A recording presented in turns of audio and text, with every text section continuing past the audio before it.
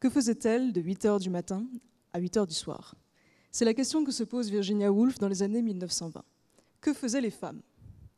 Elle n'en sait rien parce qu'on ne le lui a pas enseigné. Et vous? Je pense qu'un être humain se construit au contact de ceux qui l'entourent et de ceux qui l'ont précédé.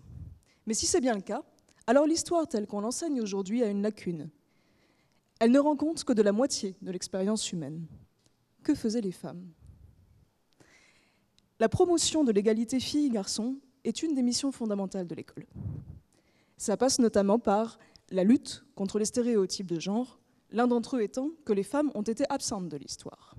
Et de fait, elles arrivent tard dans le programme.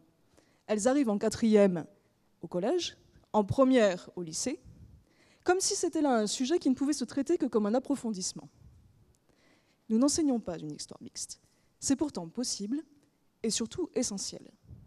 Pourquoi? Les hommes et les femmes n'auraient pas une histoire commune?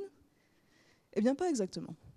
Dans les années 1960, l'histoire s'est départie de son intérêt pour le politique pour s'intéresser à l'expérience vécue.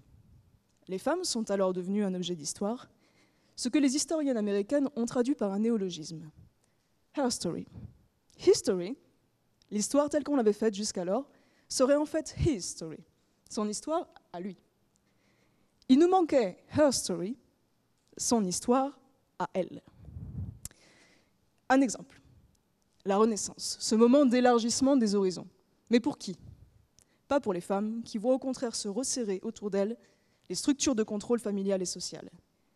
Et quand nous enseignons l'histoire du Moyen-Âge en 5e, c'est généralement plutôt leur histoire à eux, ce qui ne renseigne pas les élèves sur leur histoire à elles. Alors que faire?